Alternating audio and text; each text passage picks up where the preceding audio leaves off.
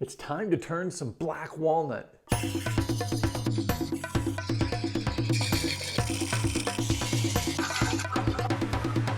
Hi, I'm Kent and welcome to Turn a Wood Bowl. Today I'm going to turn a piece of black walnut. I got this from my brother Aaron. Thank you, Aaron. And actually he got it from his mother-in-law Lisa. So thank you, Lisa.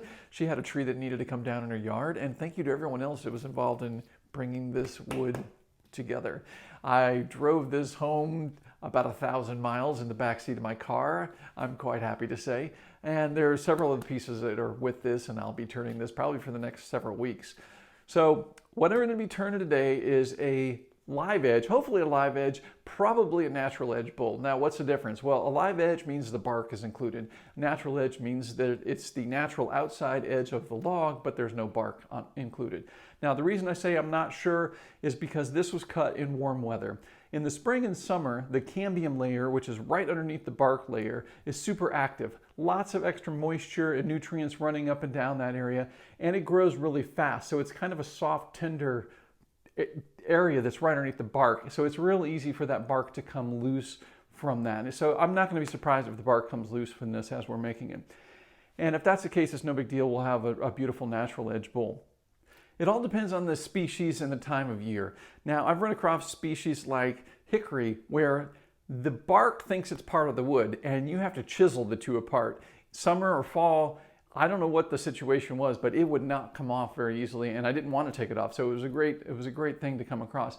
And then there's other tree species where the bark won't even stay on no matter what you do. I mean, you can try to glue it on and you're still going to have issues with it. Even if you glue it on, it's probably going to break off. So you're pretty much better off just letting it go and go with a natural edge. It's going to make it a lot easier and a lot less frustrating down the road when those bark fragments break off. So all that being said, we're going to start making a live edge, possibly live edge or natural edge bowl out of this beautiful piece of black walnut. Okay, so I'm going to move over to my bandsaw and turn a round cylinder out of this blank. Now, you don't have to have a bandsaw to start turning this bowl. You could put the blank the way you see it right now in the rectangular shape on the lathe. It's just going to take a little bit longer, and you're going to be beaten up a little bit trying to get this thing into round.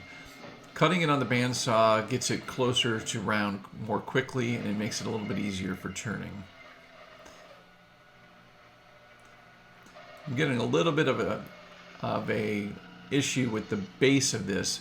The chainsaw came in at a couple different angles, so I don't have a perfectly flat bottom on this, so it's kind of wanting to grip the base of the table of the bandsaw.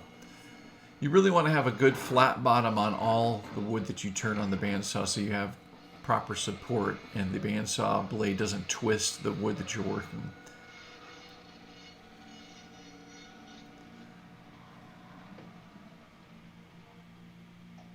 You can see there I'm using the foot brake to stop the bandsaw.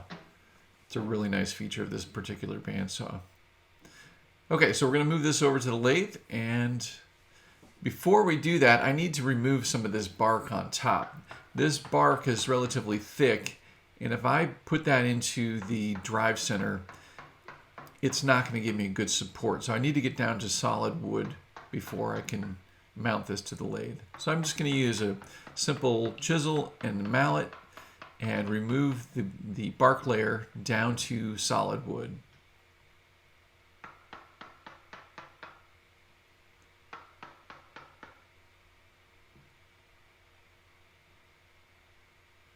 And there I've got an area that's opened up and it's centralized, so it should be perfect for mounting to the lathe. I'm going to use my 4-spur drive center and I'll pull up the tailstock. Now you want to take the tailstock and pull it up just shy of the bolt blank. That'll give you room to be able to move the tailstock quill in and out as you need. And I'm going to need to be doing that because I need to balance this. So what I'm looking for now are two factors. I want to make sure that the bowl is balanced both for width so that each side as it comes around is coming out at the same distance. And here I can see that side's further in. And what that means is if I start turning this to get it down to true, I'm going to be removing a lot of extra material. So I really want to center that up first.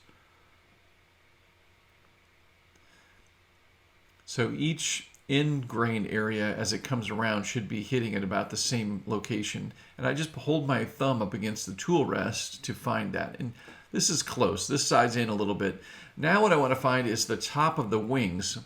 So I'm looking at the cambium layer right underneath the bark, and it's pretty much lined up on both sides. So that's really good.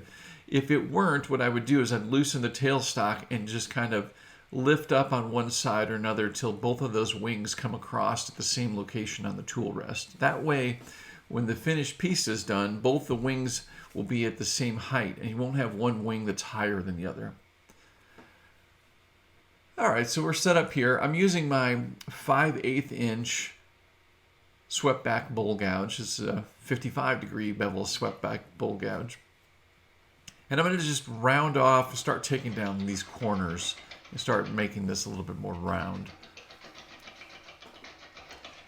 And the way I'm presenting the bowl gouge to the bowl is with the flute angled towards the cut, or at about the 10 o'clock position. So if the flute is, whoa, did you see that? That was a big chunk of bark just went flying off the lathe. I think our live edge bowl is basically just a wish at this point. Yeah, that came off. So no live edge. We're going with the natural edge bowl now. Okay, so where I was at, the flute, if you have the flute pointing straight up, that would be 12 o'clock. Well, in this case, I'm moving to the left. I have the flute pointed at about the 10 o'clock position in the direction that I'm going. I've also dropped the handle. And what that's doing is, besides angling it to the left, dropping the handle is also angling it. So it's making more of a slicing cut versus a scrape. And we obviously don't want to be scraping with this. There you can see the angle is to the left at about 10 o'clock, and the flute or the bowl gouge handle is dropped. That gives us two added angles. I've got a video all about how to use the bowl gouge, and it's really worth checking out if you're having any kind of difficulties with your bowl gouge. I'll put a link to that above. Okay, so now I'm going to level this area off. If you remember, I had those kind of stray chainsaw cuts on the bottom of this bowl. They were giving me a little bit of trouble on the bandsaw. So I'm going to go ahead and level that area. Just using a simple push cut. Now here I have the flute pointed to the right, or about the 2 o'clock, maybe 1:30 or 2 o'clock position as I go across. Still have a little bit of a cut edge there, so I'm going to clean it up just a little bit deeper. This is my 1/2 inch 55-degree bevel swept back bowl gouge. I use the 1/2 inch for more fine detail cuts when I really want to get a nice smooth finish. This is the tool that I use. I'll use the larger bowl gouge like the 5/8 or the 3/4 inch bowl gouges for roughing and removing material quickly. All right, I'm going to take this nub down. This area has been reduced quite a bit, so I want to take this whole area down. And what I'm going to do is I'm going to chisel off that extra nub for right now. I want a nice flat surface to be working from. So just take the chisel and the mallet, remove that nub, because I don't want to be turning with that tailstock only being supported by that thin nub. I want this to be, I'm going to get rid of this bark. It's all going to come off anyways, and I don't need it flying at me, so we'll just get rid of it right now. Okay, so I'm going to remount this, and I'm going to do my best to center it up where it was previously. It won't be perfect, but it'll be very close, and I'll be able to just continue turning, and it will true itself up as we continue.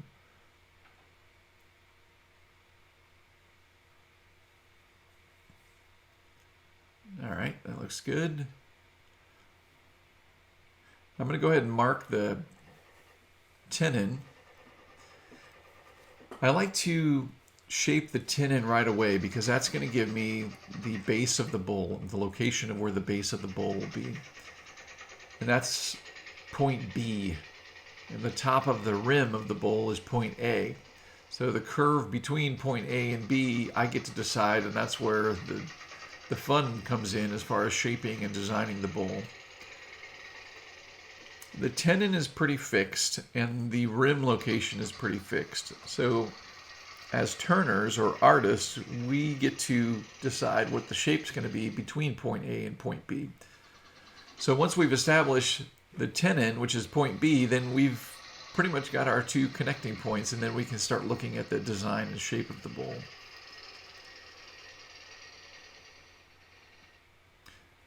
So I've made a shoulder as well as the tenon, and now I'm coming in with my spindle detail gouge. The spindle detail gouge will be used to undercut a dovetail angle on the side of the tenon. That will be used to match the dovetail on my jaws for my 4-jaw chuck.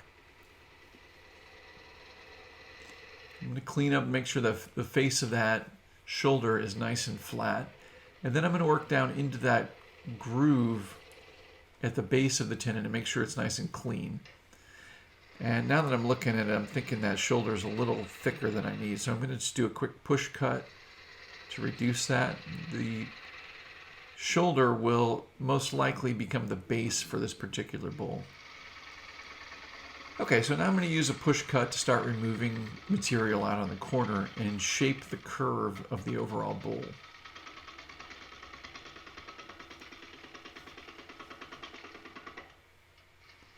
This is my 5/8 inch bowl gouge, and it does a really good job. But I also have a 3/4 inch 40/40 ground bowl gouge. And I know there's people that like to use the 40/40 gouge on all sorts of things. I'm a fan of the 55-degree bevel swept back bowl gouge. I think I can pretty much turn any bowl with that bowl gouge profile. However, the 40/40 grind is really good at plowing through material and removing it quickly. So I have a 3/4 inch 40/40 grind bowl gouge just for this purpose, to quickly go through and remove material on a bowl, usually on the bowl exterior like this.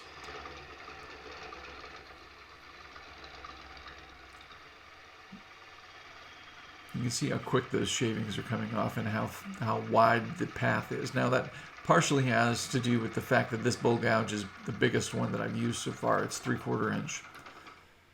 But I've found that angle, that 40-degree angle, does a really good job for plowing out material. All right, so we're getting a good rough shape for the bowl here.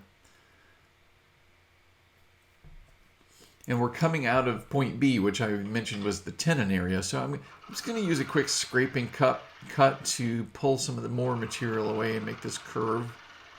Let's see what we're getting at here. This is where it's kind of like sculpting. We're really shaping the bowl and deciding what it's going to look like in its final appearance. And while I'm making these cuts, I'm looking at the full profile of the bowl. And that includes looking across the top of the bowl and seeing the whole shape of the bottom of the bowl. I don't want to stay focused just on the tool, because it's kind of like riding a bicycle and staring at your feet. You're not seeing the whole picture. You really want to be looking at the full shape of the bowl when you're turning. Okay, so we mentioned that the tenon area is point B. Well, the top of the rim is point A. So I need to address that. I need to get in here and I need to make a nice clean cut starting up at the top rim of both of the wings. And I'm actually doing a non-supported grain cut here. I'm cutting against the grain. As you can see, the profile of the bowl, I'm working my way into merge just with the tips of both of the wings as they come around. So I want a nice smooth turned exterior of this bowl. And I'm making really light cuts until I get both sides even and smooth all the way down.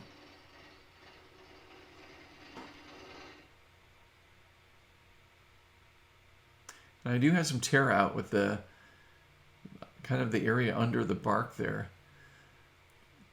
So I'm going to make just very light cuts here and finish up the top outside of those wings again, with a non-supported, what I'm doing is I'm pushing those fibers down onto themselves.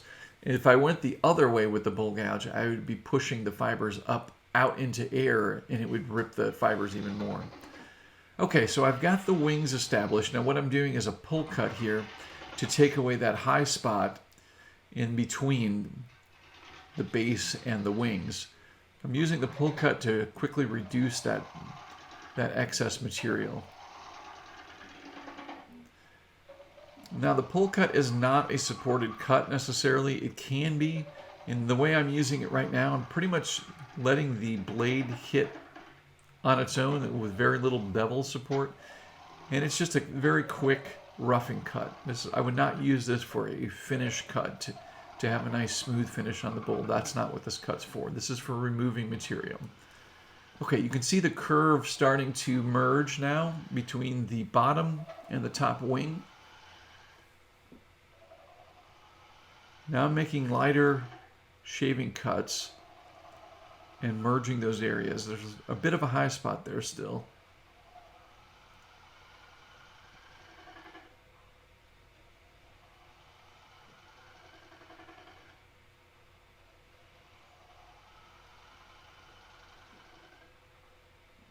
You just take your time. Now I've dropped the handle of the bull gouge, so this becomes a shear scrape. The shear scrape is designed as a refining cut. This can be used as a finish technique because what it's doing is just shaving the surface of the bowl, and it's leaving a really nice finished edge.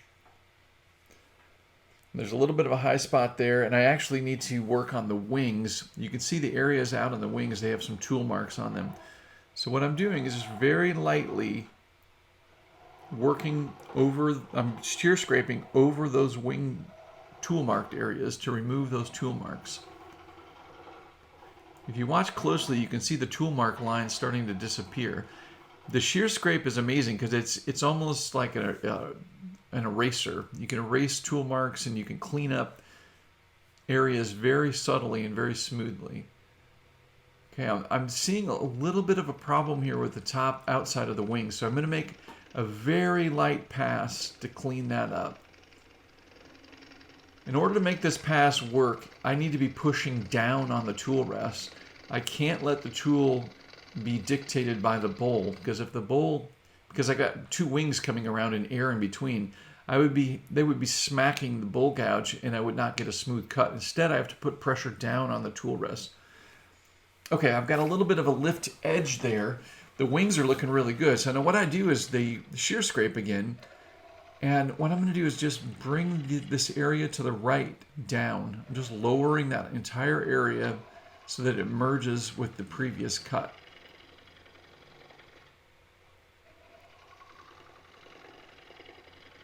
You can see that edge starting to disappear. So we're taking the material over here to the right side of that line, which is higher. We're just lowering that level just ever so slightly using the shear scrape. I've got a video all about the shear scrape. You might want to check that out.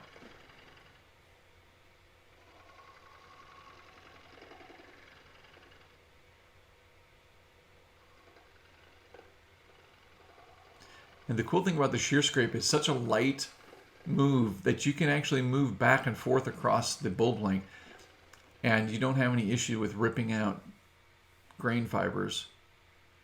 All right, that blended very well. Okay, let's take the bowl blank off and we're going to flip it around and work the inside of this. If you see on the headstock right there, I've got a vinyl washer. I actually have a different chuck that for whatever reason does not seat all the way down on my headstock. So I use that vinyl washer to take up the gap, and I just leave it there for all of my chucks, and it actually works out really nice. All right, see, now you can see that the time that we took to make a nice shoulder and tenon matches super nice with the bowl gouge, or with the 4-jaw chuck.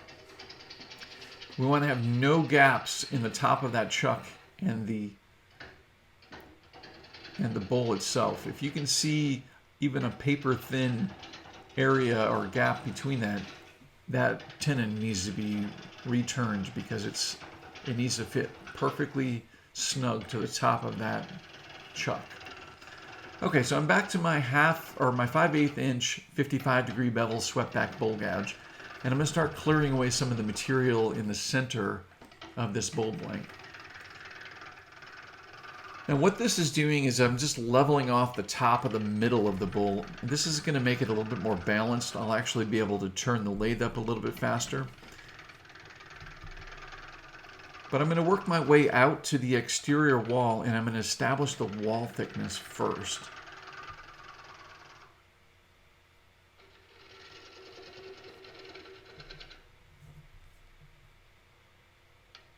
There I actually sped the lathe up, and the interesting thing is it kind of looks like it's going slower based on the lighting and the way the camera is recording it, but it's actually a little bit faster.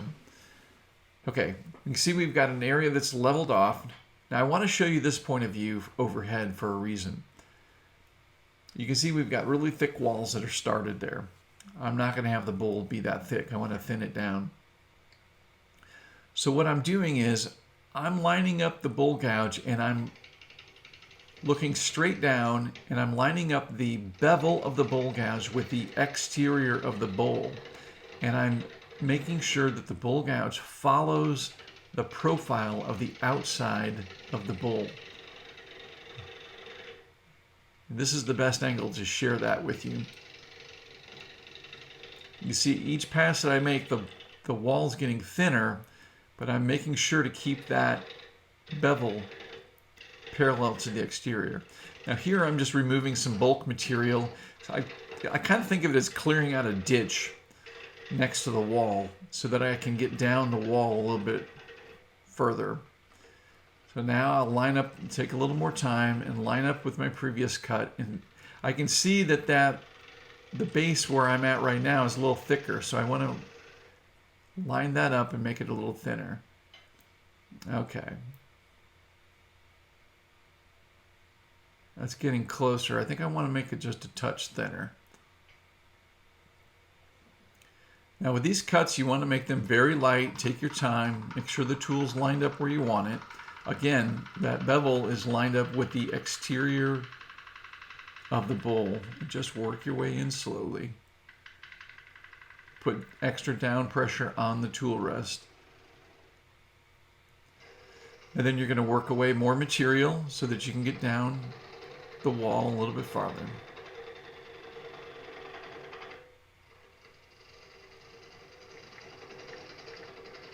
Get a little bit of vibration going on with the camera in that particular location.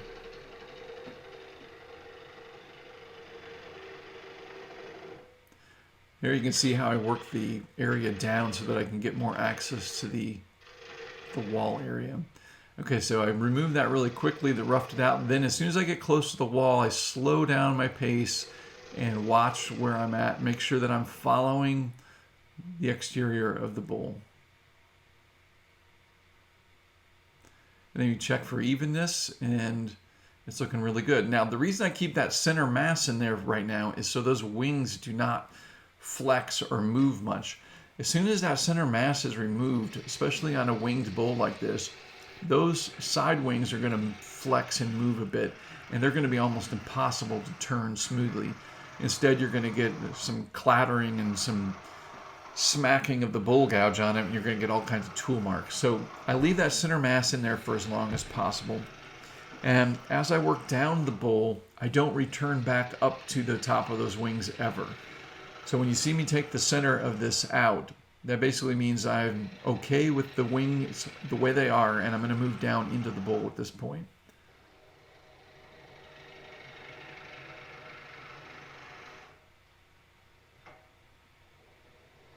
Getting the bowl gouge to start on some of those tips can be difficult at times. But there's also something very relaxing about turning those little rings and watching the whole process.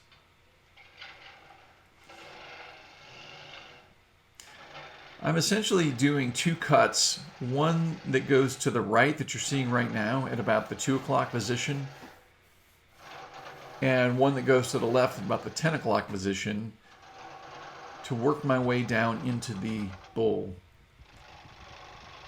I'm being careful with each one of these passes not to hit the previous ending area, because that's going to overload that right wing right here. If I take that right wing into where I previously cut, it's going to be too much material for it to handle right away, and it's going to make a catch.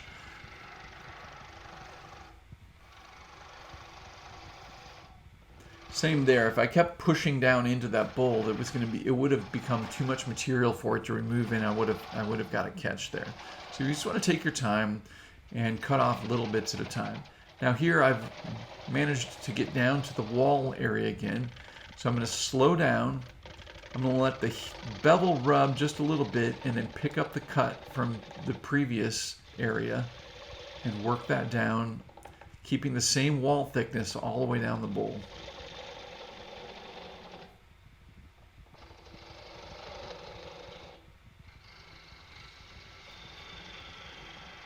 And as I get down into the bowl, I can start removing more of that center mass.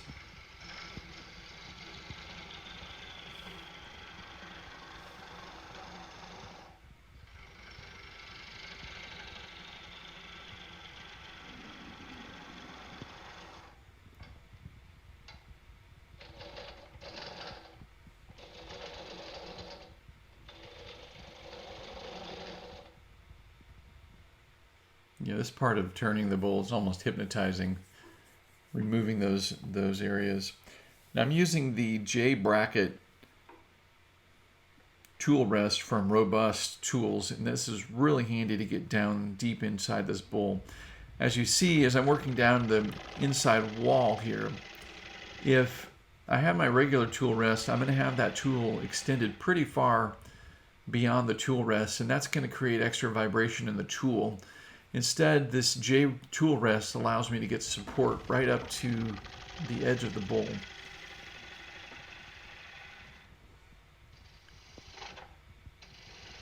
Right there I slipped, and I actually made a gouge into the side of the bowl, and I didn't notice it until the very end of this bowl. It's pretty interesting.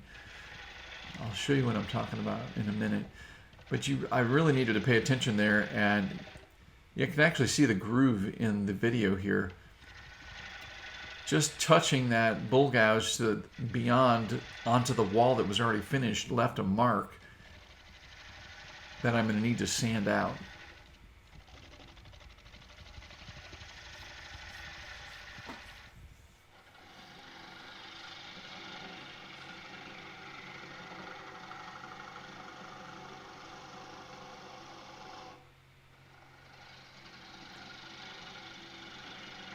Just take your time here and make these cuts. It's kind of relaxing.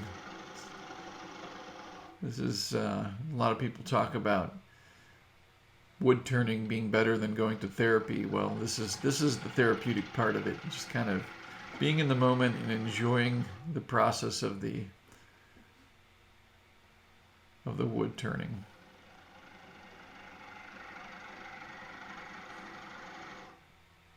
What's neat here is as you remove this middle, you can see that the wood color changing, and you know that you're getting into the heartwood, especially with a nice piece of wood like this black walnut.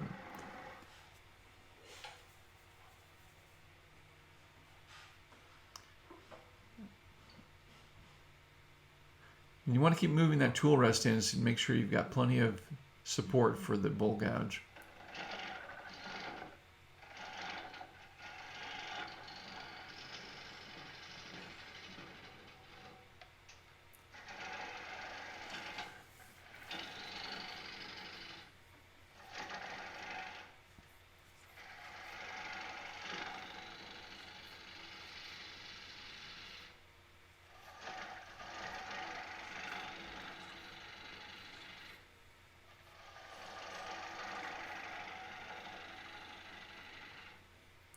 Now with the center or the core removed as much as it is and are almost gone, those outer wings are flexing a little bit. It's almost impossible for us to see, but we definitely would not want to be bringing the bowl gouge back out to those wings. That was the whole point of leaving the core in the bowl initially and working our way down to where we are now.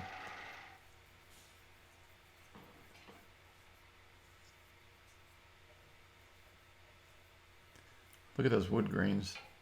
It's just beautiful wood. So I'm making a very light cut here. I've started back a little ways and merging all those cuts together.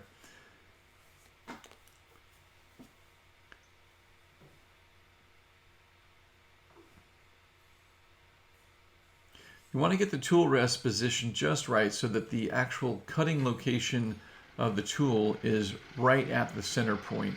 You do not want to be cutting above or below the center line. If you cut below it, there's a chance you can get the tool twisted up and flipped around.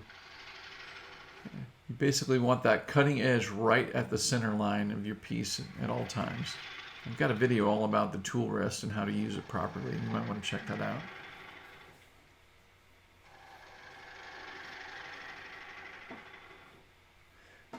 Now this is the slowest rotating portion of the bowl, so you want to take your time here. Don't force the bowl gouge across that center because you're going to rip out fibers if you do that. Just make very light passes. I actually sped the lathe up. Again, it's an optical illusion. It looks like it's moving slower than it is. And that's the light pass to finish it up. Okay, so now we're going to sand. I'm going to go through the various grits, and I'm going to sand by hand. There you can see that gouge where I accidentally slipped going down the hill, clearing off that middle. Had I seen it when I was turning, I would have smoothed that area out a little bit better with the bowl gouge. Instead, I'm going to have to sand it level, which it'll take a little bit of time, but it's not really bad. Now this wood's pretty wet, but it's not too wet to sand. So I'm going to go ahead and sand the surface and get a nice smooth finish on this before moving on. I'm going to sand all the surfaces and sand the edges like I just did. Now the thing about sanding the edge, you want to make sure that your sanding disc is flush with the edge, which means you're going to have to rotate it from side to facing as you move around it. You don't want to sand off the sides and create a different profile. All right, I'm going to mount the bowl reversed on a jam chuck that I have. But first I want to check this chuck. Yeah, that wood is not turning true. So what I'm going to do, and because the jam chuck is large enough, I'm going to simply turn away a new fresh edge on this that is true. And that way I know that this jam chuck is not going to cause any issues while we reverse this bowl.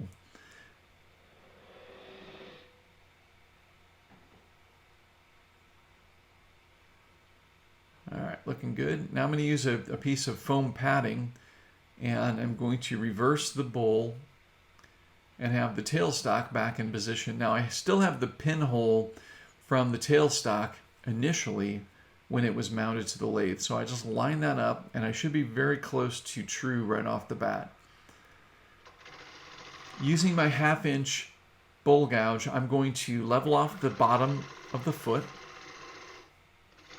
Actually, I think, like I said earlier, I think the shoulder of this is going to become the foot of the bowl. So I'm going to level the tenon away, and I'm going to make sure that the bottom of the shoulder is now, which will now be setting on the table, is nice and flat.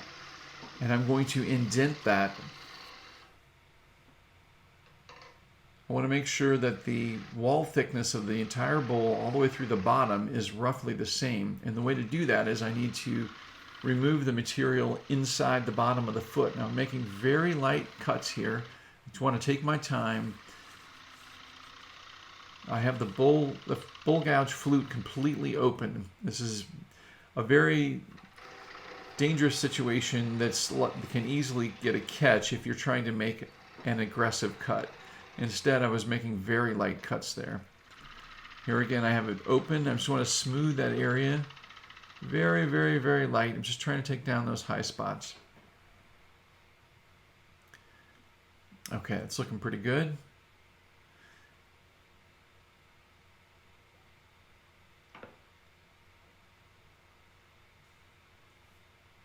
Now I'm going to use my detail spindle gouge. No, wait. Actually, I'm going to level this off a little bit more. There is a little bit of a high spot there.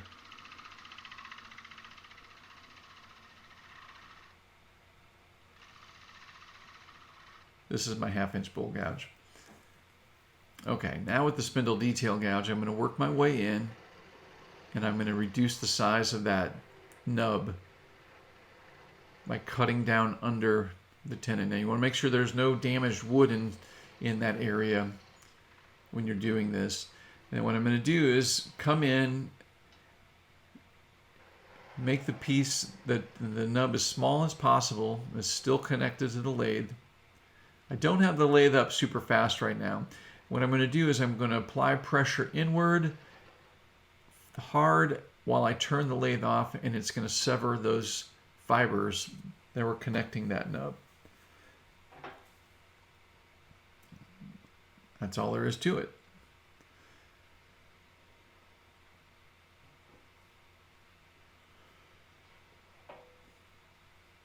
Okay, so the bottom of this still needs a little attention as far as sanding. We've got a little rough area where that nub was.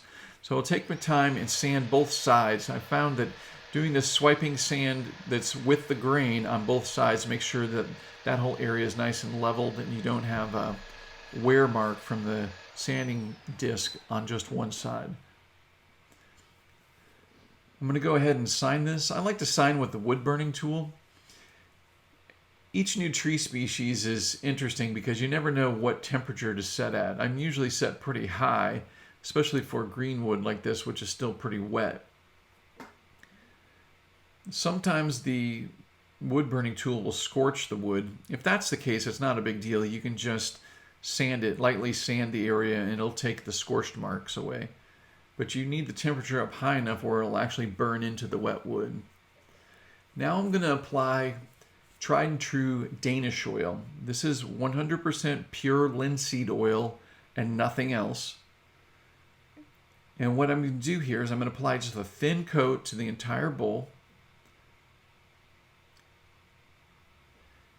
And what I found with wet wood like this piece is that the Danish oil helps to aid in the drying process.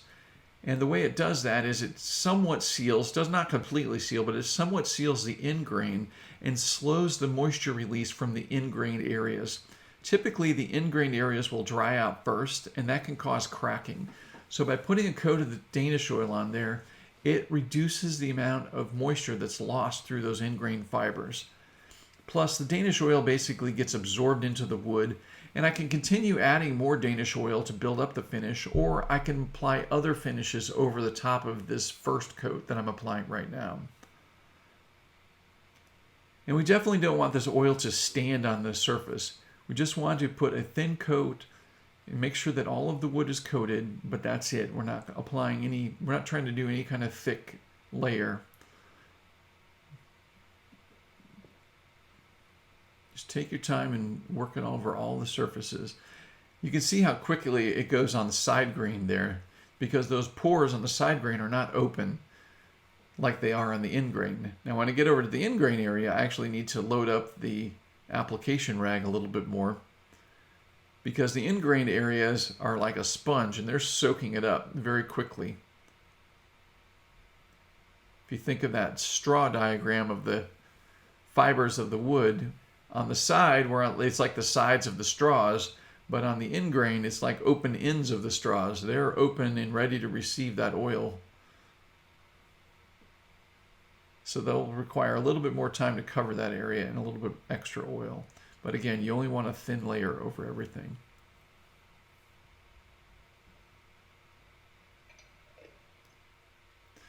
Well, there it is. A natural edge black walnut bowl from a piece of wood that could have been used as firewood to a beautiful bowl. Look at those wood grain fibers. Wow. I'm always amazed. Look how gorgeous that wood is. Super happy with this bowl. So there we have it, a beautiful natural edge black walnut bowl. Now I had a feeling this was going to be a natural edge. We lost that bark right away, but that's okay because it turns out to have a really beautiful, organic, natural edge all the way around, and that's what I was looking for. I really love the heartwood in here and the way it contrasts with the sapwood. Now this will probably darken over time, which most woods do, but it still should have that darker contrast with the heartwood in the center. All in all, I'm really pleased with this bowl. Do me a huge favor, leave me a comment below and let me know what you think of this. Let me know if you've turned black walnut before and what your thoughts are. I hope you've enjoyed this video and picked up a few tips that you can use on your own turnings. If you've liked this video, do me a huge favor, click that like button below the screen. And if you're not already subscribing, please subscribe to my channel. And if you're interested in turning wood bowls, be sure to go check out my website, turnawoodbowl.com. Yep, turnawoodbowl.com. Over there I have tons of information for you, including 2 online courses with more in the works right now that will be coming out in the near future. So you're going to want to check those out. There's all kinds of great information there. And I'm here to help you guys learn all about turning wood bowls, and that's what I love to do. And I love hearing from you and hearing what you guys are accomplishing with your bowl turning. So leave me a comment below and I will take a look at it. I read all the comments and I try to respond to all of those. It's not easy sometimes, but I try to do it. And like I say at the end of all my videos and all of my articles, until next time, happy turning.